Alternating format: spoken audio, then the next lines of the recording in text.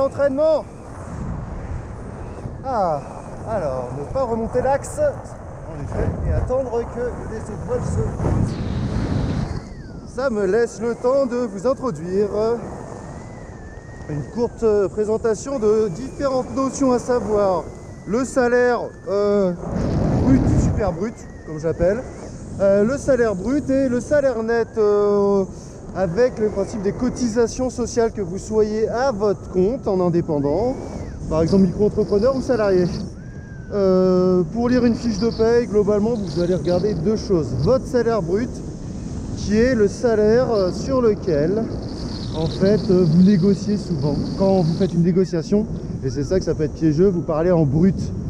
Pour vous, on va retirer des cotisations sociales salariales à ce salaire brut, et on va arriver à quelque chose qui est votre salaire net. Pour passer du brut au net, on est en 2024-2025, c'est à peu près 23%. Donc quand on vous dit voilà que vous êtes à 5000 bruts, vous allez retirer à peu près 1000 euros.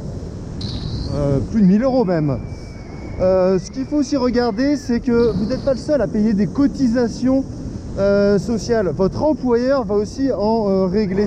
C'est ce qu'on appelle les cotisations patronales de l'employeur. Même si j'aime pas utiliser le terme patron, bah là on n'a pas vraiment le choix.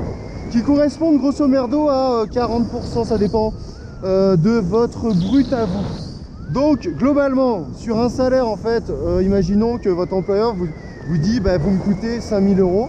C'est-à-dire que lui va payer 2000 euros à peu près, on va dire 1000-1500 euros de cotisation sociale. Vous aurez 3000, 3005 brut et vous allez arriver à 2007 net. Voilà, globalement, l'État, en fait, vous prend quasiment la moitié. Et ce qui est une bonne technique quand vous êtes à votre compte.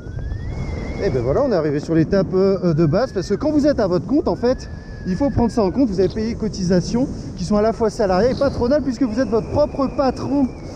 Ce qui veut dire que globalement, il faut que vous gardiez à peu près, et vraiment à peu près, hein, 45%. Et moi, c'est ce que je conseille à mes clients, mes étudiants qui se mettent à leur compte. Voilà, vous faites un bon bénéfice, je sais pas de combien, hein, on va dire 8000 euros.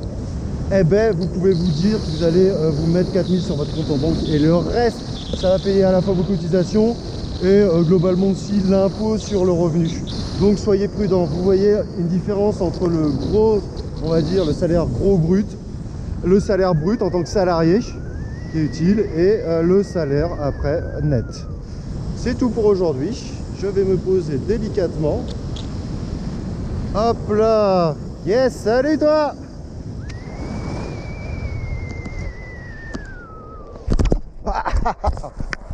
Superbe.